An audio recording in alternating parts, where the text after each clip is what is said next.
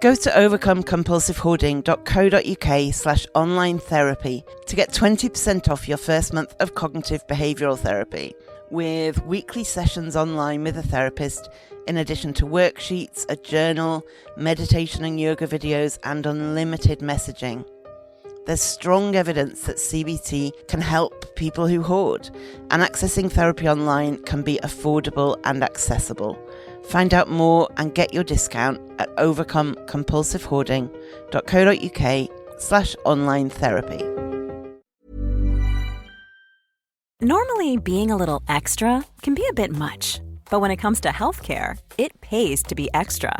And United Healthcare makes it easy with Health Protector Guard fixed indemnity insurance plans. Underwritten by Golden Rule Insurance Company, they supplement your primary plan, helping you manage out-of-pocket costs without the usual requirements and restrictions like deductibles and enrollment periods. So when it comes to covering your medical bills, you can feel good about being a little extra. Visit uh1.com to find the Health Protector Guard plan for you. Need new glasses or want a fresh new style? Warby Parker has you covered. Glasses start at just $95, including anti-reflective, scratch-resistant prescription lenses that block 100% of UV rays. Every frame's designed in-house with a huge selection of styles for every face shape. And with Warby Parker's free home try-on program, you can order 5 pairs to try at home for free. Shipping is free both ways, too. Go to warbyparker.com/covered to try 5 pairs of frames at home for free. warbyparker.com/covered. Burrow sofas are built for the way you live. With thousands of possible configurations, their 5-seating collections fit any decor, from classic mid-century style to sleek contemporary design. Burrow sofas are made to last and grow with you. You can add seats whenever and easily assemble your updated sofa with no tools needed. And free shipping always? That's just the cherry on top. Right now, save up to 50% during Burrow's spring sale at burrow.com/ACAST. burrow.com/ACAST.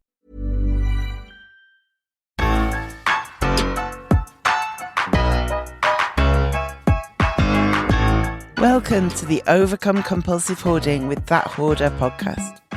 I am drowning in stuff and trying to find a way out. Listen as I explore the issues and delve deep as somebody profoundly affected by hoarding disorder. Find out more, including links to subscribe to the podcast and all of my social media at overcomecompulsivehoarding.co.uk. Finally, I am not a doctor. I am just a hoarder doing her best. So do seek professional support if and when you need it.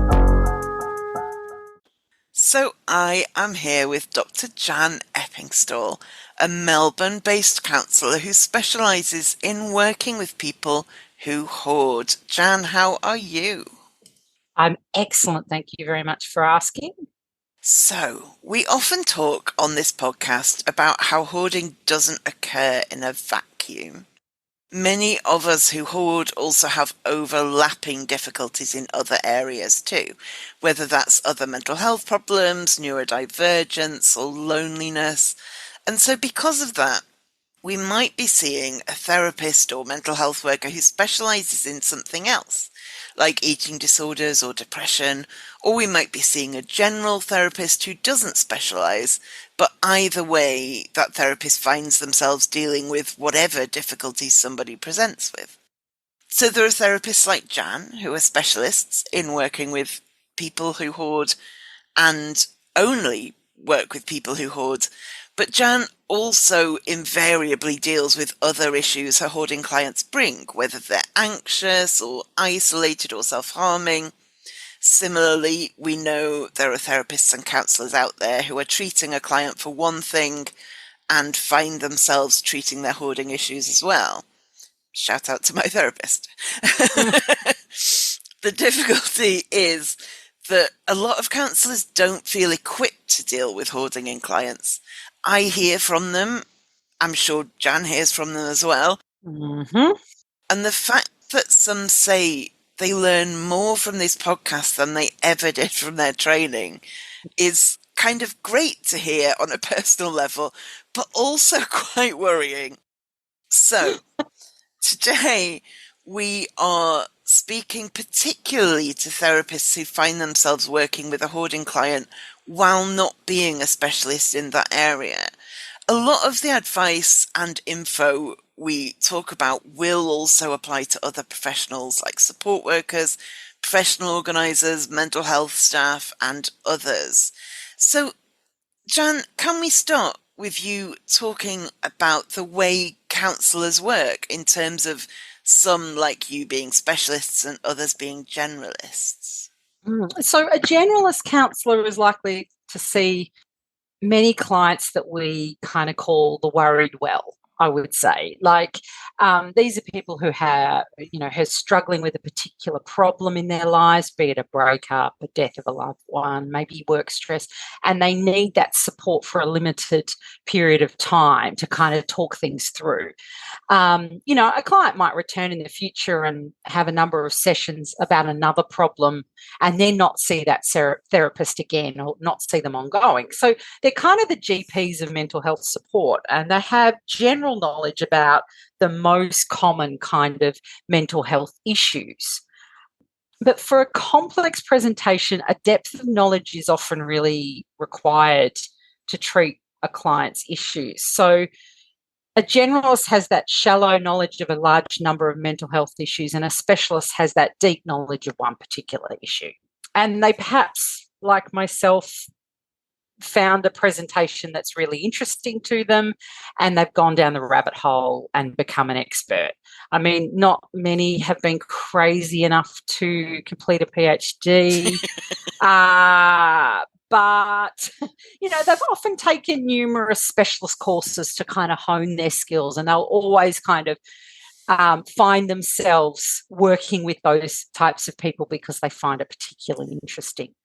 But specialists don't generally take on clients who present with other types of psychopathologies because they don't have the experience or knowledge with it. Like, I don't work with people who have a primary diagnosis of schizophrenia. However, I have worked with people who hoard, who have like a secondary diagnosis of schizoaffective or schizotypal disorder or something along those lines. Usually these people also have a psychologist who supports them well across their kind of all the diagnoses that they might have. So I think that's really the generalist is your GP style counsellor who you would go to for some of those sort of relationship issues, struggles with stress, depression, anxiety at kind of lower levels, and then a specialist is really someone who has a deep knowledge of that problem. And both types of therapists have specific skills, like the way that with doctors we need some who are highly specialised in bones or brains or skin, and we need some who have decent knowledge of pretty much everything. It's the same with therapy. I know in the UK there's quite a big move for GPs, general practitioners, to be seen as specialists in general medicine because it is, its own skill.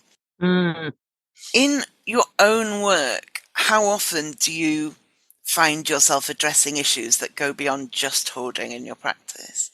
Yeah, really often, because the research suggests that something like 70% of people who hoard suffer from at least one other psychopathology. So that means the odds most of my clients are going to have other issues, right, that are co-occurring with significant hoarding symptoms. I've never met a person who hoards that doesn't have another significant diagnosis. It's always important to work with an individual as a whole, and we kind of need to look at how they're functioning, how they're living their life, and that tends to be why hoarding is the thing that makes the most sense to kind of work with first. Not always, because I have other clients who maybe have agoraphobia or social anxiety. So those things kind of tend to come first, because then we can open that window of tolerance and actually manage and treat other things such as hoarding or depression. But 9 times out of 10 with my clients, the hoarding has the most impact on their ability to function in their lives. But it doesn't mean that I'm not constantly looking at, neurodiversity or, both ADHD and ASD, those sorts of things. I'm kind of juggling all of that as well. But it is important to look at the whole individual and see how they're functioning, and then look for those core processes that need to be tackled in order to improve their mental health.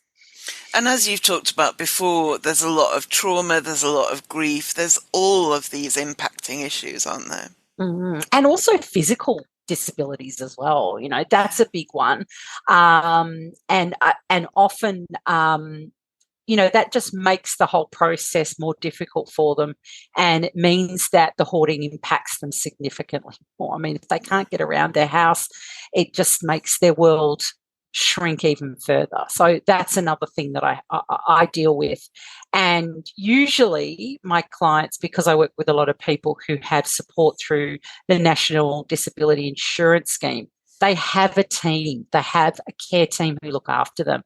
So that way I can communicate with all these other elements of their care team, and we can help them in all ways. Yeah.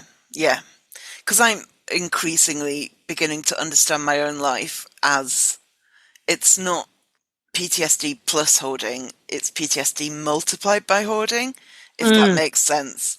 And vice versa, it's hoarding multiplied by PTSD. It's things just escalate.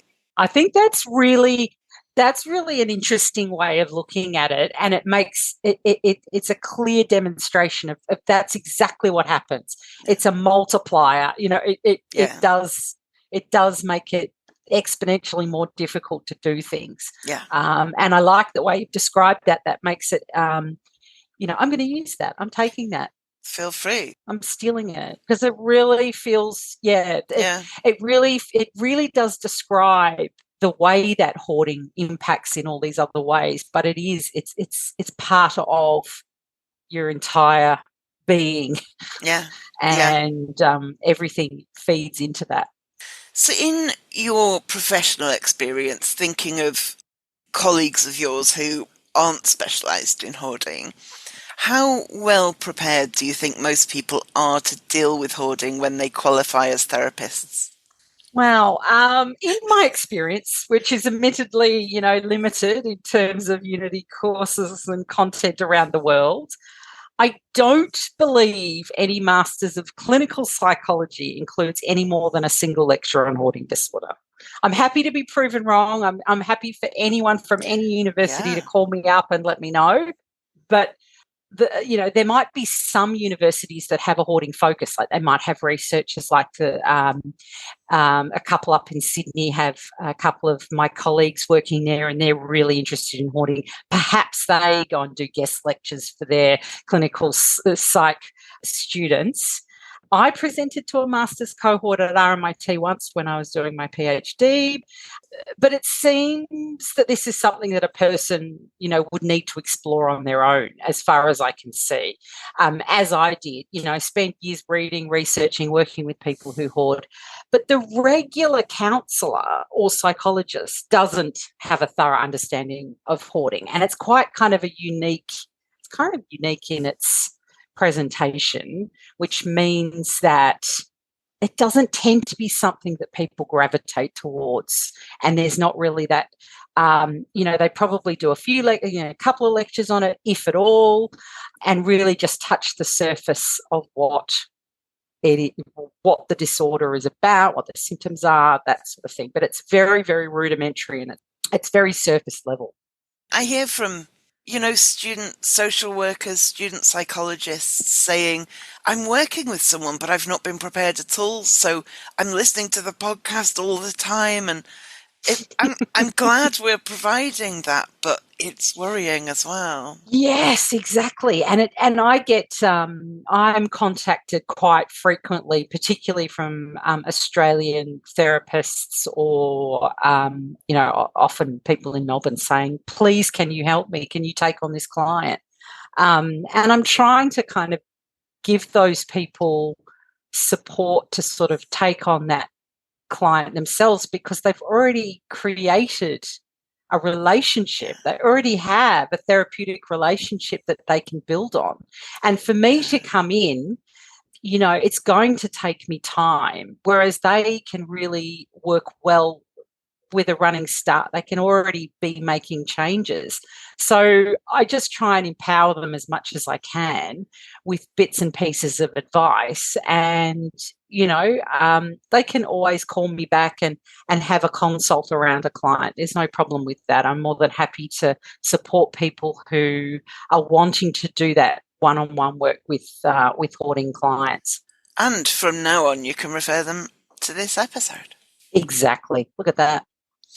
So if a mental health professional does feel out of their depth with something a client raises in therapy, for instance, hoarding, what should they do? Yeah, I mean, for any presentation that is not something you've worked with before, the first thing is to do research. I mean, identify the elements of the kind of theoretical model that are being explored in the literature. Have a look at some of the basic articles in the literature that give you a bit of foundation. I mean, perhaps look for a book that assists you in grasping how the symptoms present. And from there, usually you can have a look at how the disorder's been treated and the efficacy of that treatment. But the truth of the matter is that there are not enough therapists to go around. We do know, however, that therapeutic relationship that we were just talking about between the client and clinician contributes approximately 30% to positive changes in the client's mental health. That's before you've done anything else.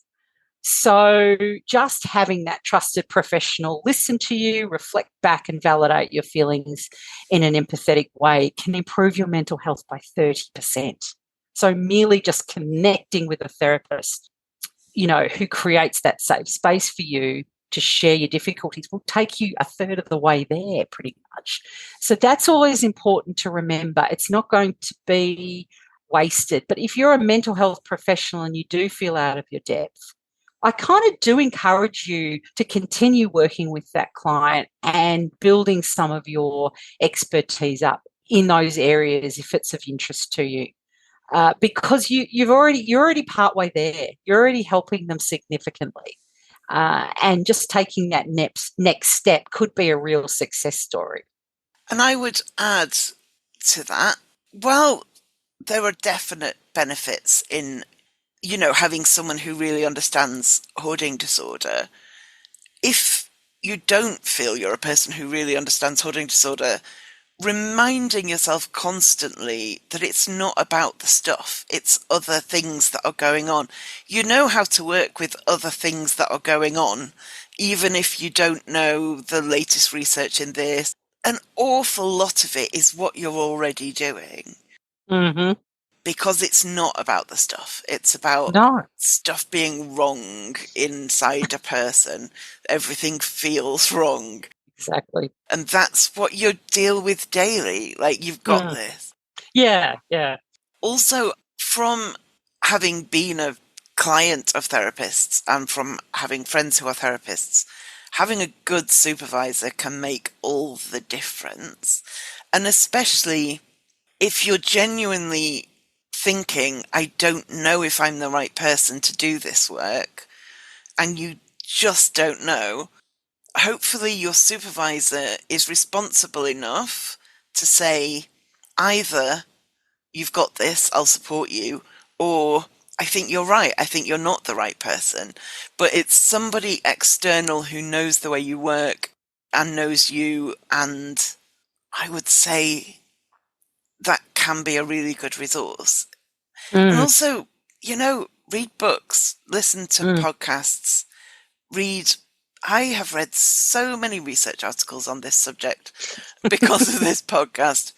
They're out there, not all easily accessible, but there's a fair amount that is. I have learnt, and you've reinforced this, that if you email a researcher and say, please send me a copy of the thing, they are thrilled. It's not just that they're willing. Yep. They're like, oh, somebody wants to read it. I know. If I ever get anybody, the general public who contacts me, I'm like, well, okay then. That'll be the speediest email you'll ever get, because they really are so willing to just share their research and share their thoughts. And I find the same if I'm interested in someone's work who works, who does some things in similar areas to me. I just reach out, I just find their email and I just send them a note. And they are 9 times out of 10 more than happy to start a dialogue about something. And yeah, they will help. They're happy to share. It's lonely in the ivory tower, I think. Yeah. And you're writing things that are very niche. And so we'll only ever have a small target audience. And so I would imagine when someone's interested, that's quite exciting. Yep. From experience, yes. Indeed. I am a big fan of all health professionals admitting when they don't know something rather than pretending they do know to save face and then making it up as they go along. I say this as somebody who's dealt with many doctors over the years, and I would much rather they say, look, I don't know anything about endometriosis, than think they do and wing it. But I also know there's a lot of pressure to look authoritative. But as a client, I'd say it's better for a therapist to say, look, I don't know a lot about this, but I'm here to support you. I will learn whatever I need to learn, than not say that and just wing it. Is that, though, a realistic approach for a therapist to take, or does that risk a client kind of losing confidence in you? Yeah, I think it's I think it's perfectly acceptable, and I, in fact, encourage, really. I mean, a good counsellor is there walking beside you, guiding you, and should never claim to be an expert on your experience. That's the whole point. They're there to find out about you and your experiences, your feelings, your thoughts. And that is the perfect, being curious about this person. As you said, it's not about the stuff.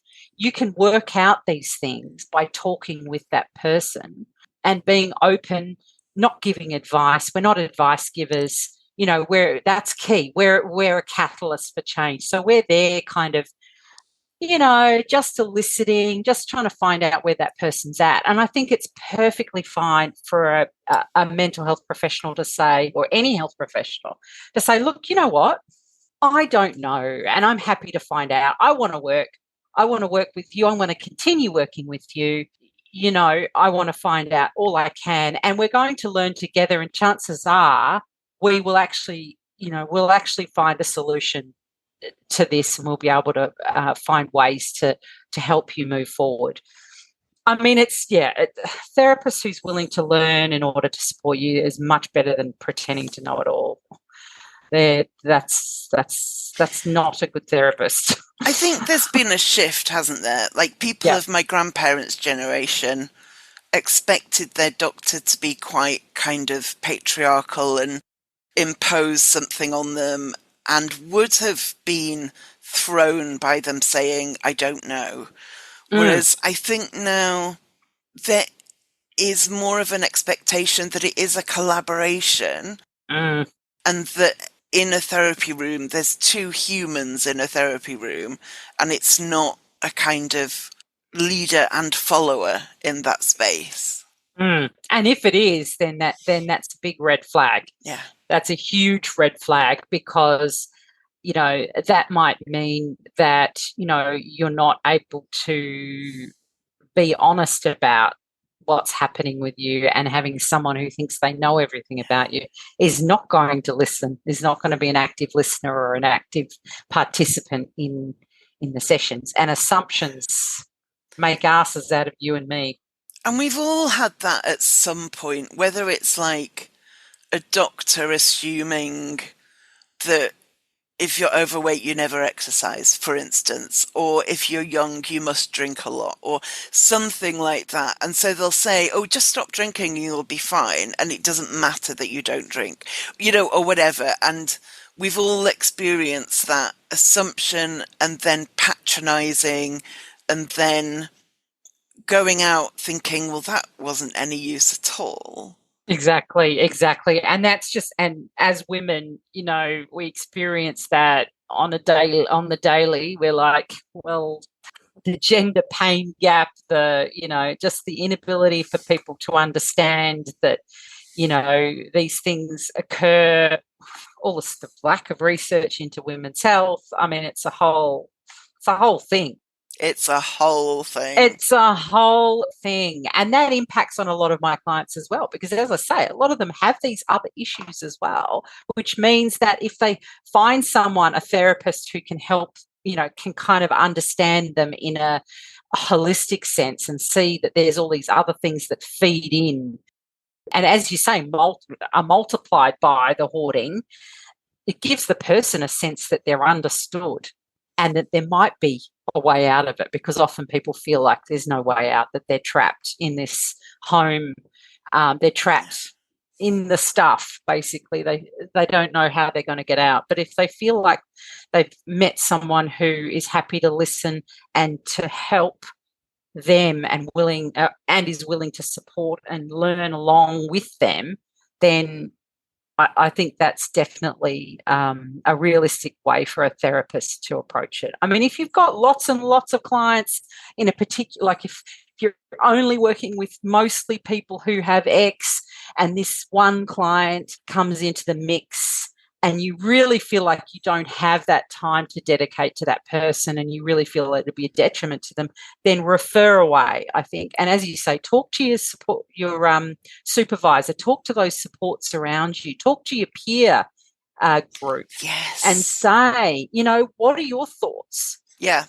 Am I having a confidence wobble? Yes. Or am I genuinely not equipped to work with? Yeah. Exactly.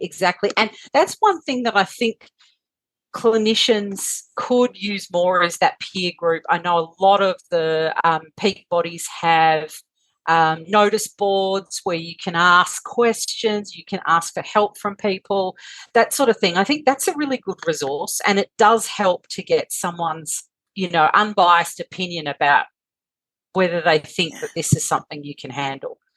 Yeah. So it's important to reach out to those supports. So what are some issues a therapist might come across when working with somebody who hoards that might take them by surprise, or that might be a bit different to working with other clients? I make this podcast because I think it's important. I started it as an outlet for myself, but it's become much more than that. And I hear from people all the time about how listening to me talk about my experience and interview specialists and experts is helping them. Hearing those stories makes the time and cost absolutely worth it.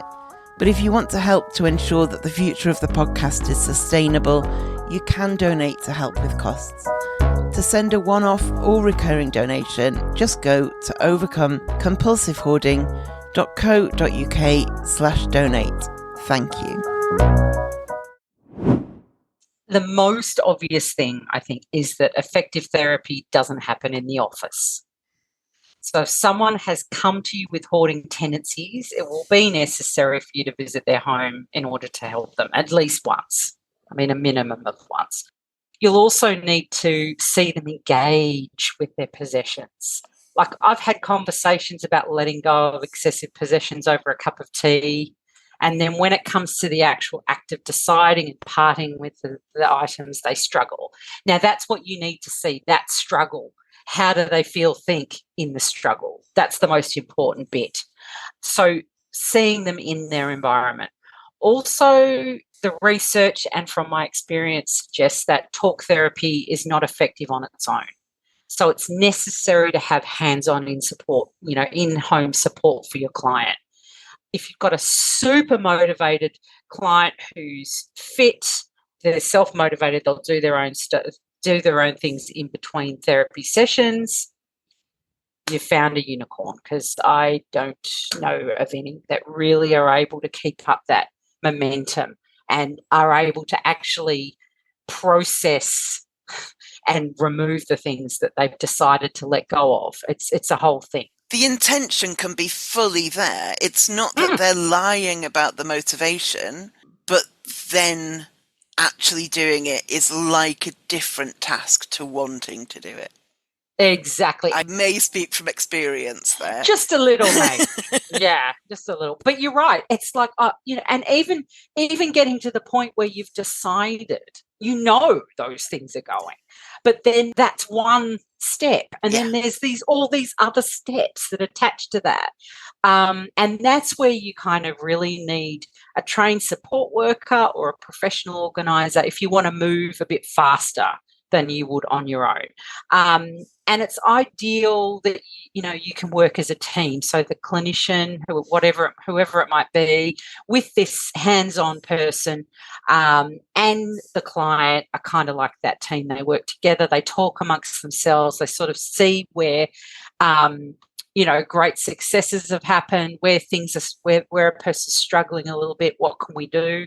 I think that's kind of the ideal situation. But that's not always possible, of course.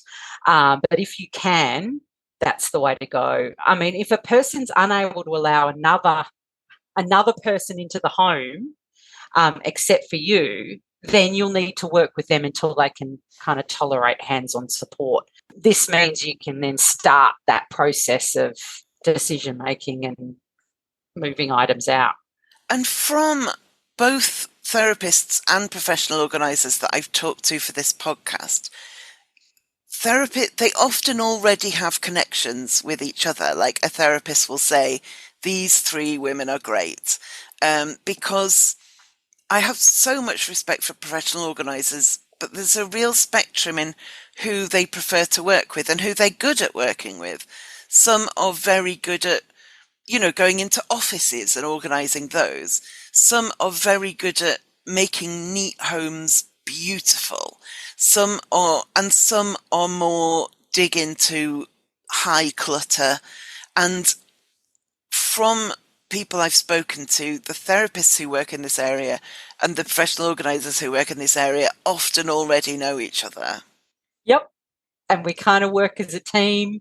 We talk amongst ourselves and say, look, I've got a new client. I'm thinking that this might work. I think your personalities would really fit if you've got, you've got capacity, can you help? And you get to know them and how they work, and you get to know the client, and you get quite honest answers from the client about how things are going and what they might be having difficulty with, which means you can then communicate that back to the professional organizer, and they can tweak what they're doing, because they'll admit, most of them will admit, well, look, I'm not really in the, I'm not in their heads, I'm not in their headspace, I don't really know all of everything, but I can come sit down with them and say, okay, what's happening, where are we going, what's our plan? And then the professional organizer comes in and can really execute that plan. They might have been thinking of a completely different plan because their head was working in a different way, but we can come up with a plan together. But we do know each other, we do work together. I wish there were more of you, pretty please, and I wish I really wish there were more who found that working with the tougher sort of high levels of clutter. I wish there were more people working in that space, but there are some fabulous women who I work with, and shout out to them if they're listening, because they know who they are, and I take my hat off to them. They're a brilliant bunch. Yeah, it's a real skill. It's a real skill. Oh, yeah. And my skills are a bit rusty. I do a bit of my own hands-on stuff, but I much prefer working with a professional organizer who's got that skill. Yeah, let people do the bit they're best at. I mean, makes sense. Are there any things that mental health professionals kind of almost absolutes that you should or shouldn't do when working with hoarders? That was the most understated. Yes, there certainly are. There's so many. That was a sit down and get comfortable. Yeah, there's so many I could think of. There's so many things I could mention that I've learned over the years, but I think the most important ones that come to mind are do visit the home.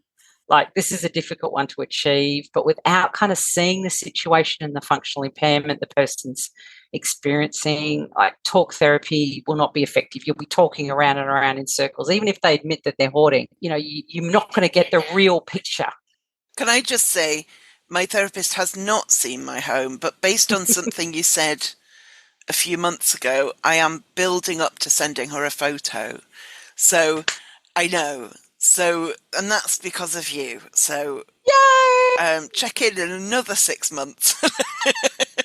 Yes, but see, that is a good way. I mean, if you can, and I should say that if you as a person who hoards really can't manage that the step of taking a photograph and sending that, even if it's just one space, the amount of information. I mean, picture tells 1,000 words. Yes. I can see from that. I can get a sense of what's happening just through experience by going, okay, I can see, I can see in my mind I've got totally everything's just moving. I go, okay, I see. Okay, that helps me. I totally get your logic for seeing people's homes. It makes complete sense to me.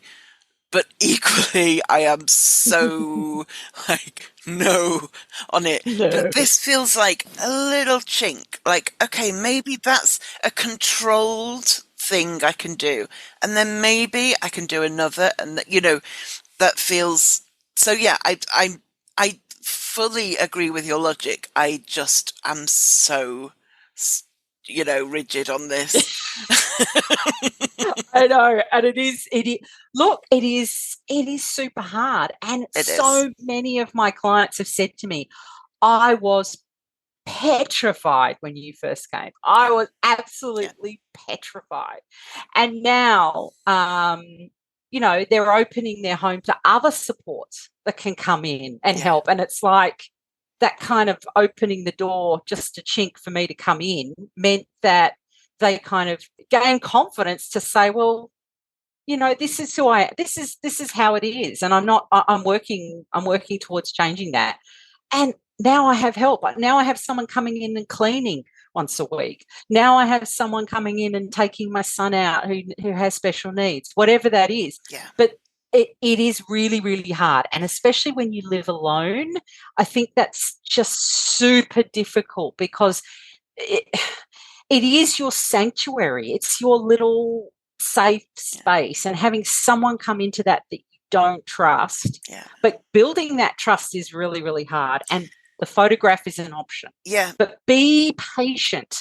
And I think of I saw for a while a dentist who was specialised in phobic patients. Mm. And the way that worked was my first appointment was literally me walking in and them going, "Hi, I'm such and such.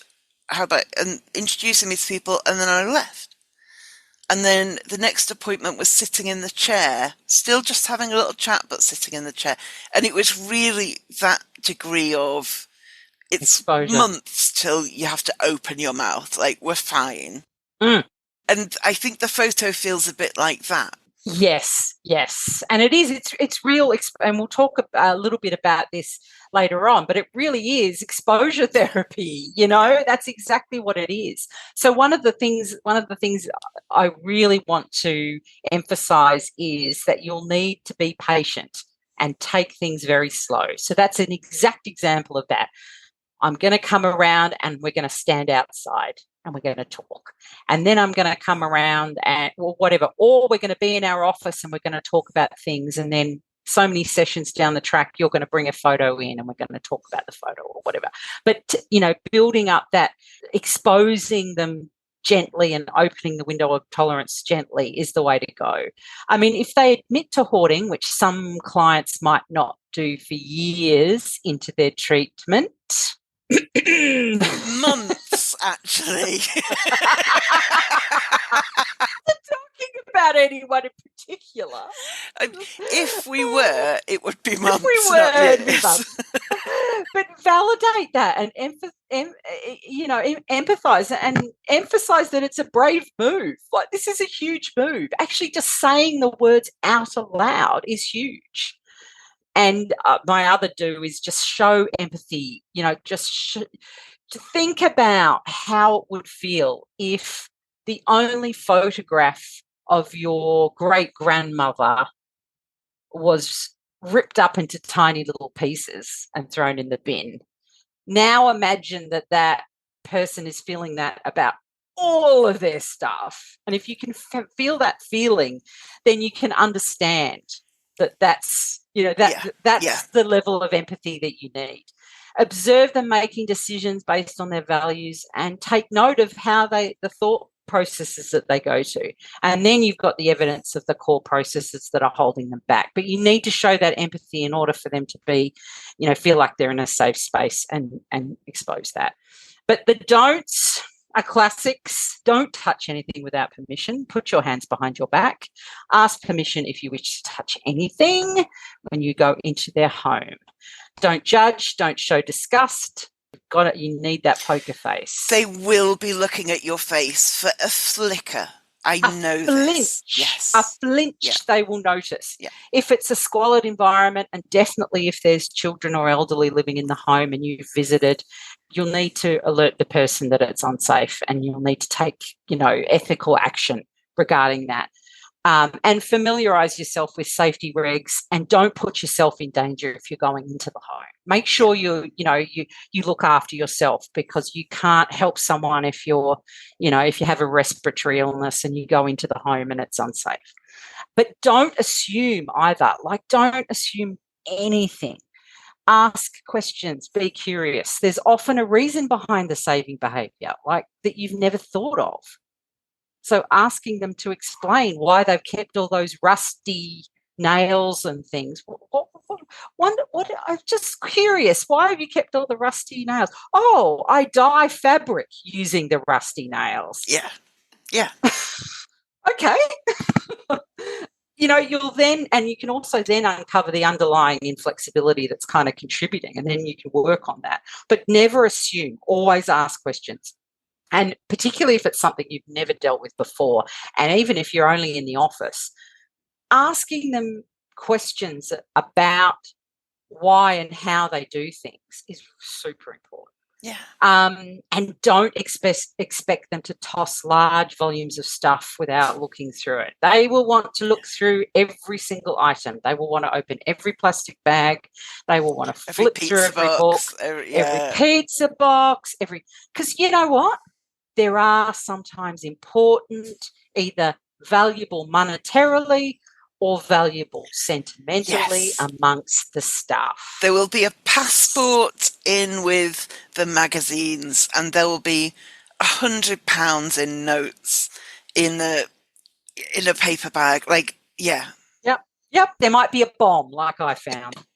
No. So, an actual bomb? Have I not heard this story before? I can't believe you haven't heard my bomb story. But yeah, there was a bomb. The client called the bomb squad, and the next week when I went there, she said, "Oh yes, the bomb squad came in." What? The bomb squad came in. We had to exit the premises. They checked it out, and it wasn't live, but it was a World War II bomb in her wardrobe. Which, incidentally, her wardrobe had no clothes in it, just the bomb. Of course. And we had to get to the wardrobe. Nobody keeps their clothes with their bombs, Jan. True. I get that now, and I've made sure that I don't keep my clothes with my bombs. And everything was, there was all these clothes on the floor, but there was nothing in the wardrobes, which is really kind of common because of I want to keep things in sight. I don't, if I can't see it, I don't know it's there. And so the bomb was in there. And when we got to the wardrobes, opened the wardrobe cupboards, I've gone, oh, what's that? Oh, yeah, that's my ex's bomb. Wow. You should check out whether it's live. I think that would be a good thing. Between sessions, just check out if it's live. Whew, thank God. But yeah, you can find all sorts of things amongst stuff. But as expecting them to really let go of large volumes of stuff is not going to happen. So be aware.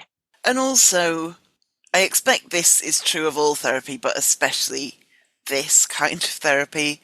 Progress one week doesn't mean progress the next week. Mm-hmm. And being able to discuss that with the client to say, this, it's the whole, the mountain, and the line looks like it's straight up to the top of the mountain. And then when you zoom in on it, it's up and down, up and down. That's what it is. We cannot be 100% on target doing everything right all the time. And that's one of the things that with hoarding disorder, that perfectionism is so strong and so inflexible. I have to do exactly what Jan says, or I have to do exactly what, whoever says every time. And if I don't, I'm going to cancel the appointment because I failed. That is just, there are going to be weeks where you do nothing. There are going to be weeks where I come round or your professional organizer or support worker comes around and just goes, wow, look at what you have done. That is absolutely awesome. But that's just, it's therapy generally. That's the way it is. It's not a straight line up to the top. Does the mode of therapy make a difference? For instance, whether it's CBT versus ACT versus person-centered? I think because hoarding is like the physical manifestation of your, like the maladaptive kind of thoughts and behaviours, it really requires kind of an eclectic approach. No traditional package kind of works. I mean, I know there are self-help books that you can work through using bibliotherapy. You can sit down and do all those. And I think that can work. But I have not really found that many individuals who are able to do that on their own. They need to be in a group, kind of a group therapy sort of situation. And even then, it's so separated from what's actually happening in their home that I'm not sure how well it supports the person just to be doing the activities chapter 1 through to 10 or whatever. But recent developments in the therapy space are looking at kind of evidence-based interventions that have shown in the research that they bring about change. So you might have seen some new publications about what they're calling process-based therapy. Now, this is just basically a way of considering the core processes that are implicating the individuals that are suffering and targeting them with treatments that have worked consistently in research. And this means we're less worried about the name of the therapy, the type of therapy, We're more interested in that core process of change that's backed by evidence. So it's a bit of a twist for the therapy research area. So when we go through the processes that are actually evidence-based for hoarding, some of the central ones are values clarification. Like that is super effective. Establish what the client feels is most important to them, not society, their parents who probably died 20 years ago, but to them. This is central to kind of bring about change, and evidence is there that that's a super important part of the process. And I use that always.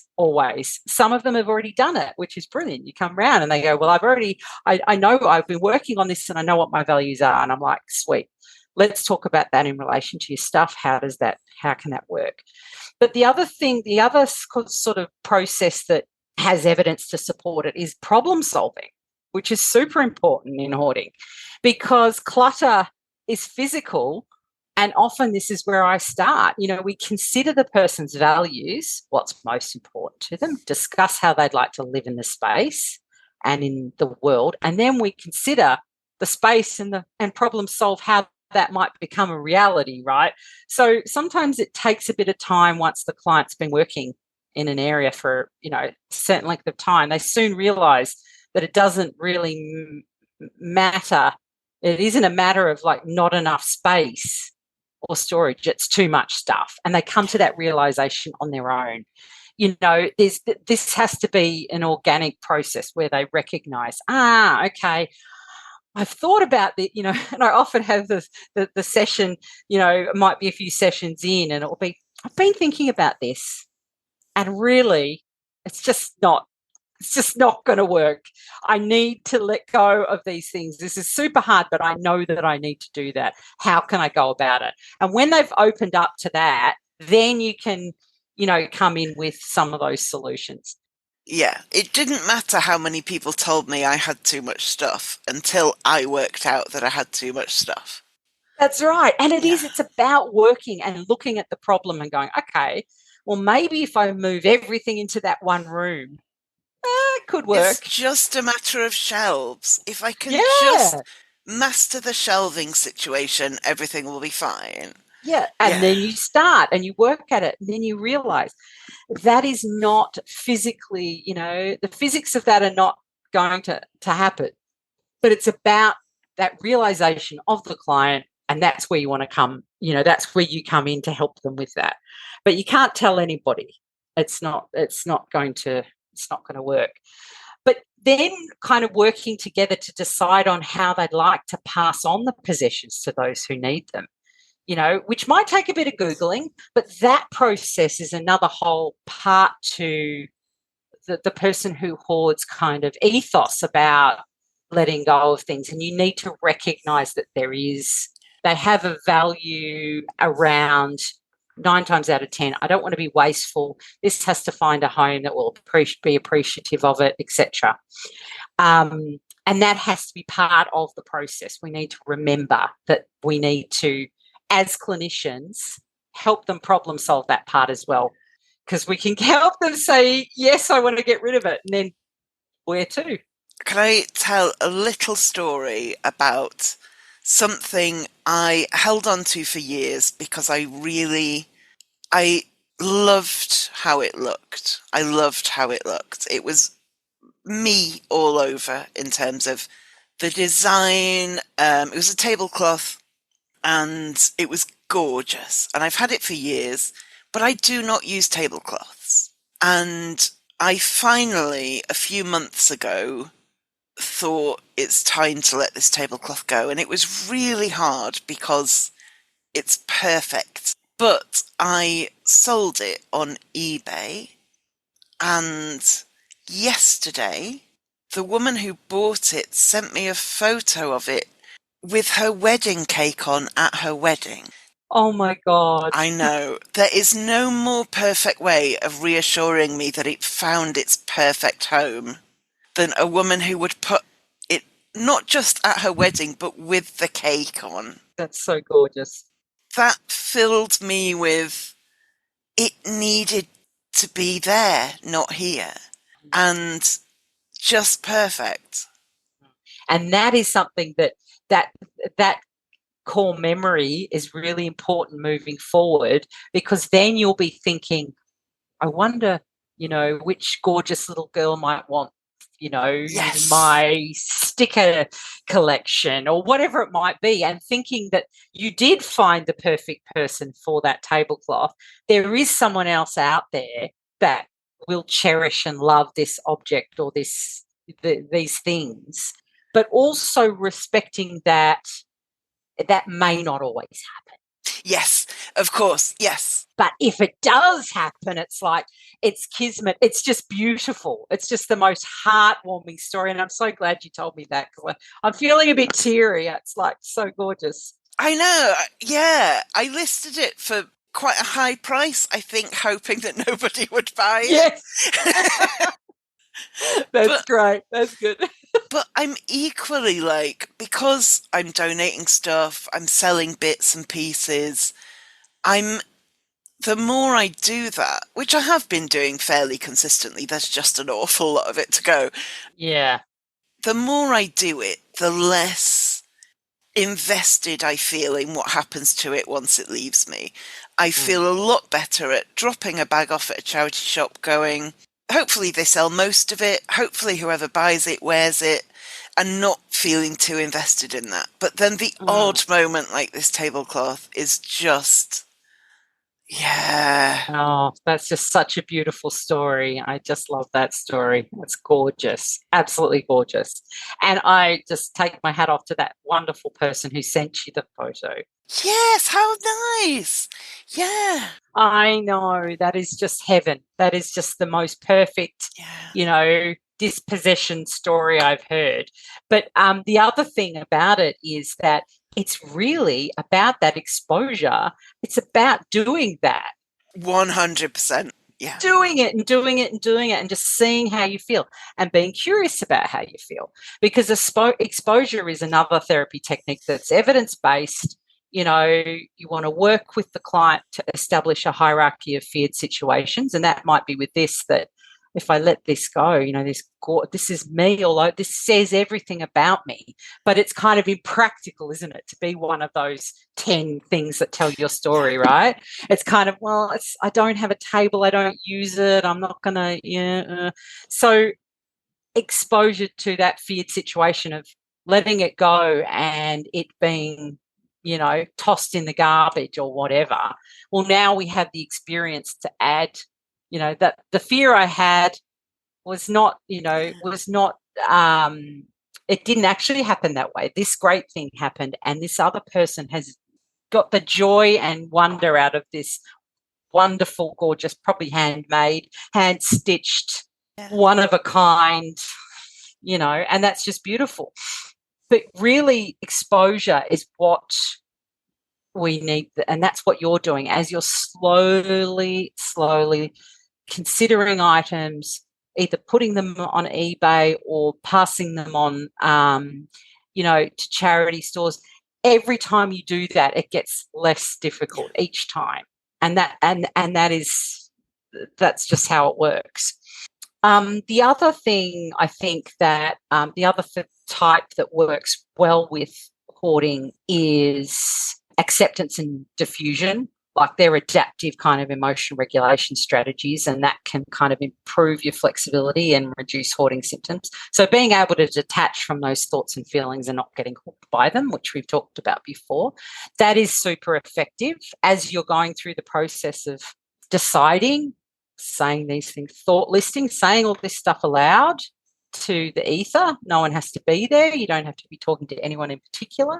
But you can actually then get a bit of the distance from the thoughts and go, is that really true? I think we've talked about this before, where we go, I couldn't handle letting that go. And then we say, really? We ask ourselves, really? I do it all the time. And I've got all my clients doing it. Really? Nah, you know what? Yeah. It's really not true. Yeah. Don't stop at your first answer. If you go, could I handle letting this go? No. Nah. Don't stop there. Just, really? Yeah, you know what? You know what? That's what I always think. I always say, really, and then I go, you know what? That's rubbish. You know what? I can do that. The other one is behavioural activation, which is something we talked about, but we probably didn't call it that, right? This is the tiny habit process that we did the podcast on. So really, it's taking those tiny steps on a regular, on the reg, to get you doing that activity that you value in tiny little steps. And that's super good for depression, and hoarding in particular. And then we can add more to the habit, either by doing it more often or for longer periods.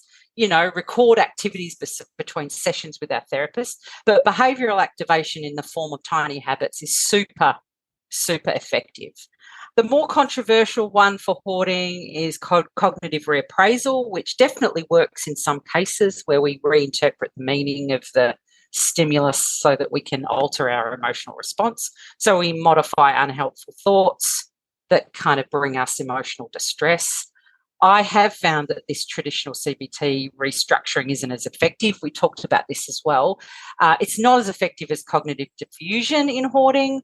And I think that creating that distance between stimulus and response, and looking at the thought, recognizing that it's not a rule, it's not something we need to agree with. We can accept it, but take action where we want to go with our values. That, I think, is one of the core processes for hoarding that we need to, it's a muscle we need to practice, and it can open us up and increase our flexibility, our cognitive and emotional flexibility. So that's really important. But all those things, they come from all sorts of different types of therapy, and it's about working out what the core processes are that the person needs to work on, looking at how they function, and then targeting those as you go with various different types of techniques.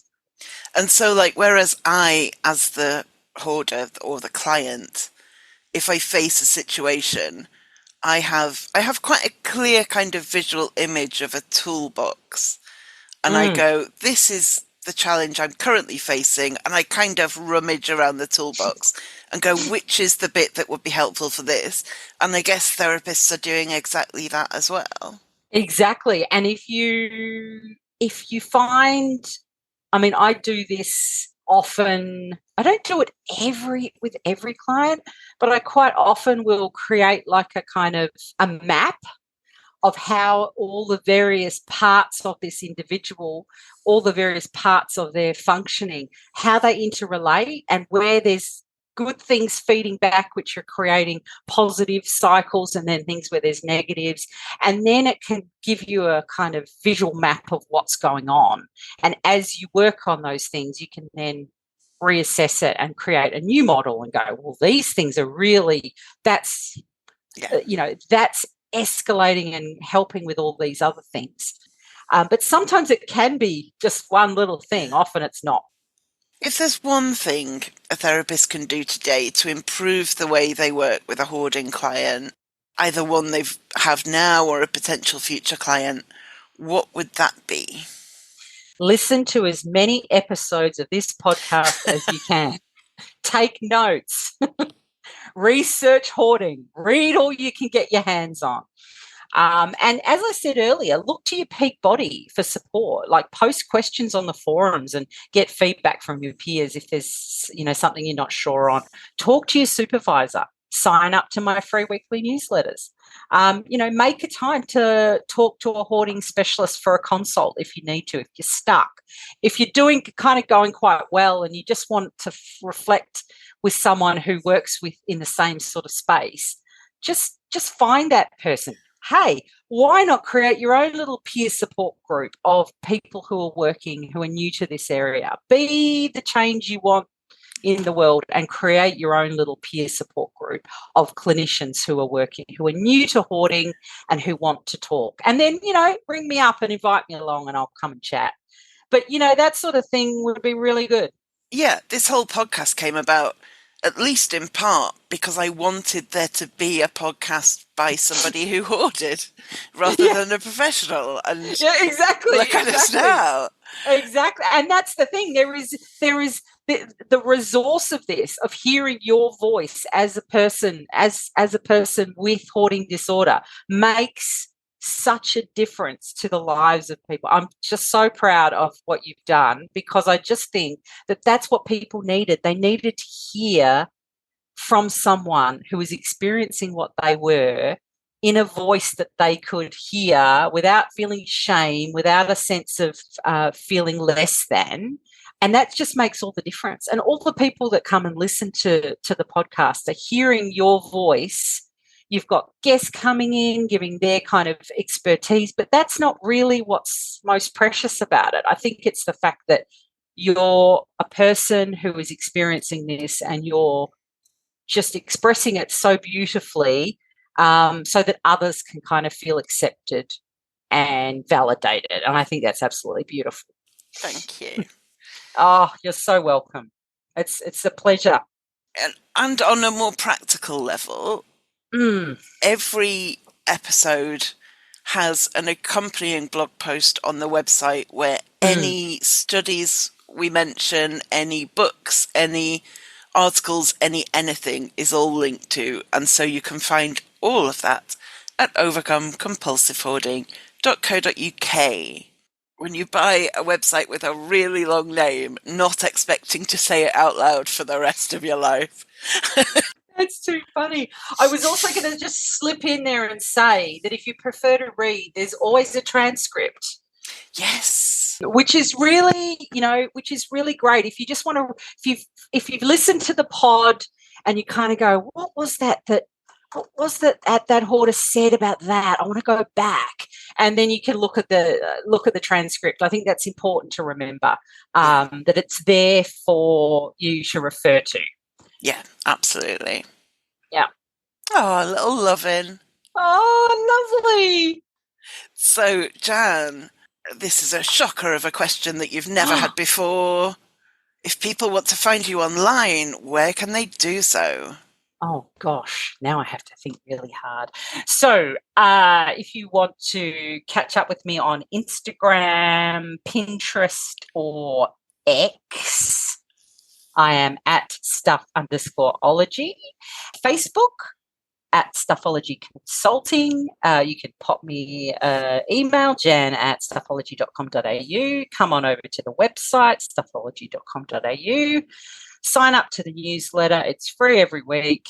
And it is full of honestly incredible insight. Like really, really, really good. I try. I try to bring new things, new ideas, and I'm going to sort of move into a few different areas this year. So hopefully you'll get some insight into some other sorts of things that might assist you. Yeah, and I'd love to hear from you. Always read all the emails, reply wherever I can. So amazing. Drop me a line. Would that be at jan@stuffology.com.au by any chance? Correct. Thanks ever so much. Oh, thanks for having me. And remember, it's just stuff. May we take a moment to reflect on the meaning of place and acknowledge the traditional custodians of the land on which we record and listen to this podcast today. I am speaking on the lands of the Boon Wurrung people of the Kulin Nation, and I acknowledge their connection to country, both land and sea, and culture. We pay our respects to their elders, past and present, and extend that respect to Aboriginal and Torres Strait Islander peoples listening today. Do you have any burning questions you'd love me to answer? My first Q&A episode was really popular, and so I'm open now to more questions. Contact me on Twitter, Facebook, TikTok, Reddit, YouTube, or plain old email. All the links are on my website at overcomecompulsivehoarding.co.uk. Ask me anything and I'll do my best to answer. Now on Broadway, An Enemy of the People is a New York Times critic's pick. Jeremy Strong is one of the great actors of his generation, hails the Chicago Tribune. In a performance the Wall Street Journal praises as powerfully affecting and bitterly funny. Michael Imperioli sets off sparks, cheers the Hollywood Reporter. Victoria Pedretti is luminous, raves variety. From director Sam Gold and playwright Amy Herzog, An Enemy of the People is urgent, electrifying, and haunting, declares USA Today. An Enemy of the People, on Broadway through June 16th only.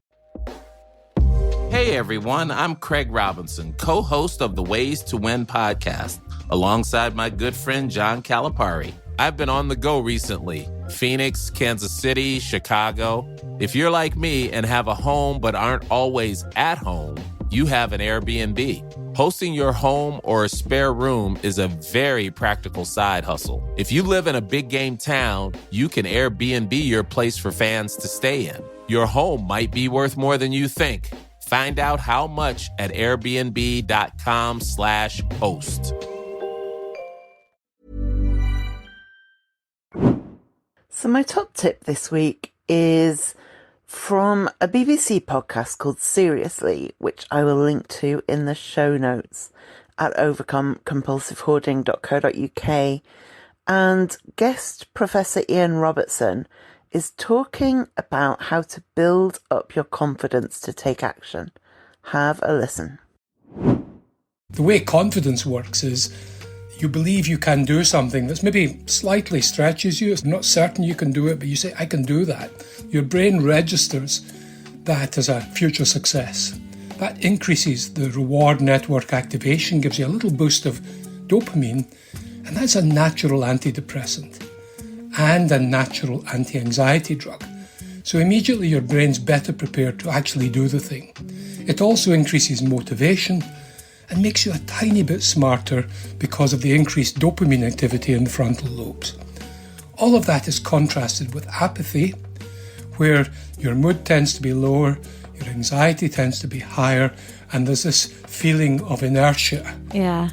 It's like if you want something done, ask a busy person type idea. There's so much truth in that, because confidence works like a geometric progression, like compound interest. Small successes make it increasingly likely you will get future successes, and that builds up on each other exactly like compound interest in the bank, and you end up with quite small events leading to quite big achievements in the long term. And it makes sense, doesn't it? A little success leads you to be confident to try the next thing, which might be a bigger success, which improves your confidence to try the next thing. Worth a try. Okay, thank you for listening, and I will speak to you next time.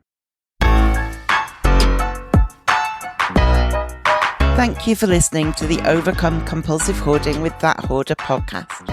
You can find more online at overcomecompulsivehoarding.co.uk. You can find me on Twitter at That Hoarder and on Facebook at Overcome Compulsive Hoarding with That Hoarder. To find out more about how you can support the podcast and the overall project, go to overcomecompulsivehoarding.co.uk/support and do subscribe to the podcast to make sure you don't miss any future episodes. There may be links in this podcast that earn me money.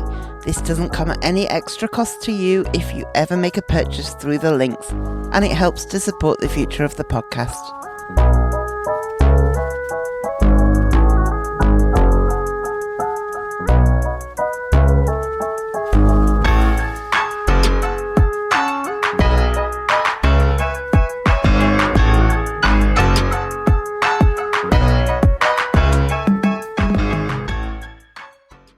Thing, but it's very, very rudimentary, and it's very surface level. I didn't get that. Shut up, Siri. Gosh, she's so bloody nosy. She's just can't stop. It's not often an outtake requires context, but for you to understand what happens next, as I was asking the question, Jan inexplicably starts dancing. So what are some issues of... That was beautiful, Jan. It was almost kind of Madonna Vogue kind of move. Yeah. Sorry. Fabulous. What can I say? Fabulous.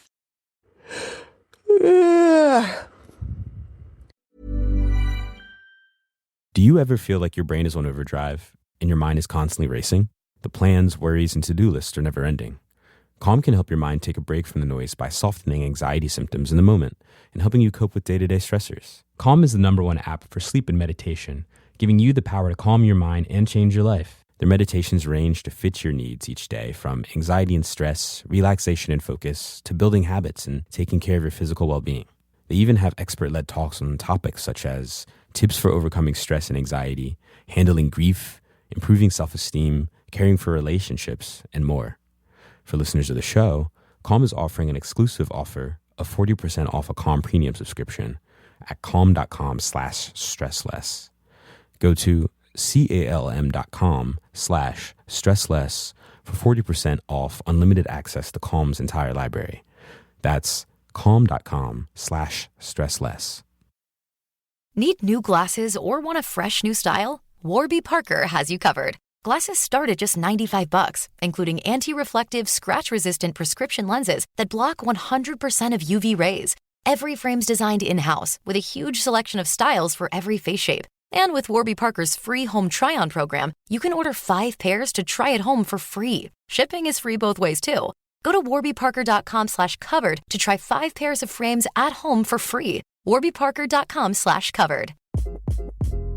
Hi, this is Craig Robinson from Ways to Win, and support for this podcast comes from Invesco QQQ, the official ETF of the NCAA. The future isn't scary. Not realizing its potential, however, could be.